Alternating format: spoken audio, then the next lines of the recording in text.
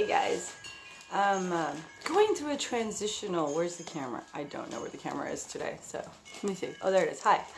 I'm going through a transitional state, and I gotta be in my bonnet about reading John, doing it in the Messenger version. Hope you enjoy. John,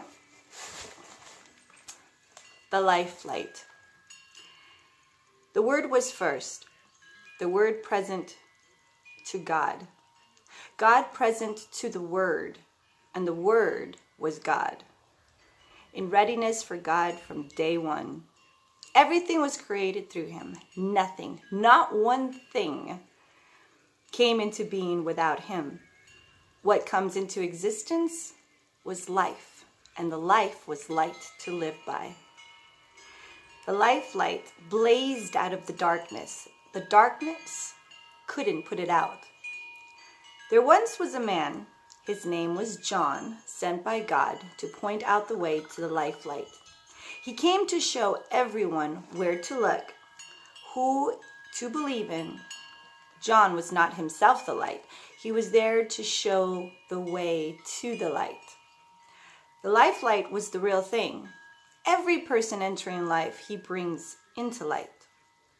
He was in the world. The world was there through him, and yet the world didn't even notice. He came to his own people, but they didn't want him. But whosoever did want him, who believed he was who he claimed and would do what he said, he made to be their true selves. Oh, I like that. He made to be their true selves, their child of God selves. These are the God begotten, not blood begotten, not flesh begotten, not sex begotten. The Word became flesh and blood and moved into the neighborhood. We saw the glory with our own eyes, the one-of-a-kind glory, like Father, like Son, generous inside and out, true from start to finish. John pointed him out and called, "This is the one I told you was coming after me, but in fact was ahead of me. He has always been ahead of me, has always had the first word." John pointed him out and called, "This is the one." I just love that. We all live off his generous bounty, gift after gift after gift.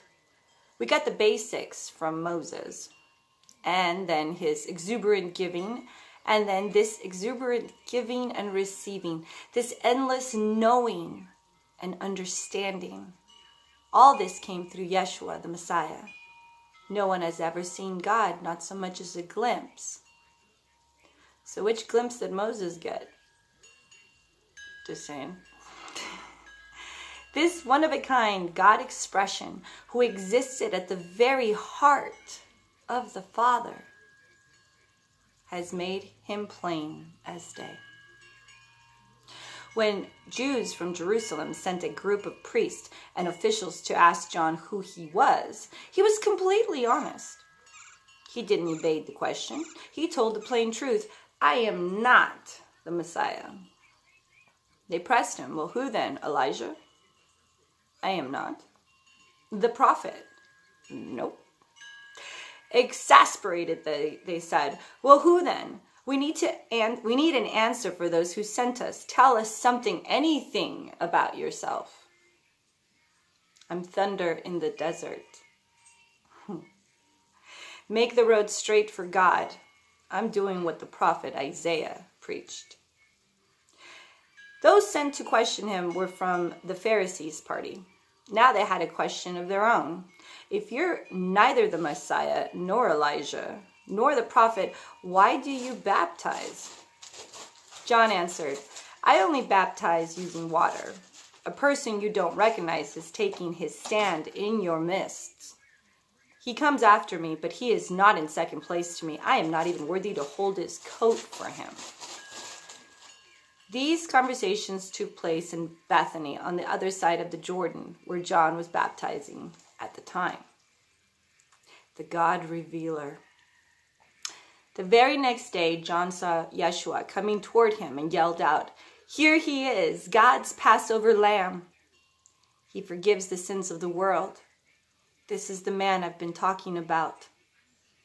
The one who comes after me but is really ahead of me." I knew nothing about who he was, only this, that he was my cousin. I mean, what? Because, they were cousins.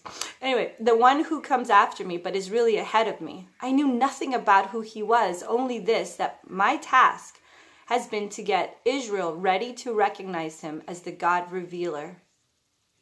That is why I came here baptizing with water, giving you a good bath and scrubbing sins from your life so you can get a fresh start. Oh, fresh start with God. John clinched his witness with this. I watched the Spirit, like a dove flying down out of the sky, making himself at home in him. I repeat, I know nothing about him except this. The one who authorized me to baptize with water told me, the one on whom you see the Spirit come down and stay, this one will baptize with the Holy Spirit. That's exactly what I saw happen. And I'm telling you, there's no question about it. This is the Son of God. Come see for yourself. The next day, John was back at his post with 2 disciples. Back at his post, eh? With 2 disciples who were watching. Well, he looked up and saw Yeshua walking nearby and said, "Here he is, God's Passover lamb." The 2 disciples heard him and went after Yeshua. Yeshua looked over his shoulder and said to them, "What are you after?" They said, "Rabbi," which means teacher. "Where are you staying?" He replied, "Come along and see for yourself." They came, saw where he was living, and ended up staying with him for the day. It was late afternoon when this happened. Andrew, who is Simon Peter's brother, was one of the 2 who heard John's witness and followed Yeshua. The first thing he did after finding where Yeshua lived was to find his own brother, Simon. Simon, telling him, "We found the Messiah." Well, that is the Christ. He immediately led him to Yeshua. Yeshua took one look up and said, "You're John's son." "Simon? ? From now on, your name is Cephas," which means Peter, which means the rock. The next day, Yeshua decided to go to Galilee. When he got there, he ran across Philip and said, "Come, follow me." Philip's hometown was Bethsaida. Okay, that's not how it's said, but it's spelled B-E-T-H, like Beth, and then S-A-I-D-A, Bethsaida. Yeah, the same as Andrew and Peter. Philip went and found Nathanael and told him, "We found the one Moses wrote out of in the law, one preached by the prophets. It's Yeshua, Joseph's son, the one from Nazareth." Nathanael said, "Nazareth? You've got to be kidding." But Philip said, "Come, see for yourself." When Yeshua saw him coming, he said, "Now there's a real Israelite, not a false bone in his body." Nathanael said, "Where did you get that idea? You don't know me." Yeshua answered, "One day, long before Philip called you here, I saw you under the fig tree." Nathanael exclaimed, "Whew, Rabbi, you are the Son of God, the King of Israel." Not to me. This is just Jeanette/Siri's idea. That just goes to show that he knew that he had been alone under that tree, and the fact that that something magical or deeply personal must have happened, spiritually speaking, under that tree. And the fact that Yeshua brought that up was all the confirmation he may have needed. Just a theory. Yeshua said, "You become a believer simply because I say I saw you one day sitting under the fig tree. You haven't seen anything yet. Before this is over, you're going to see heaven open and God's angels descending to the Son of Man and ascending again. From water to wine will be the next one. Love you guys.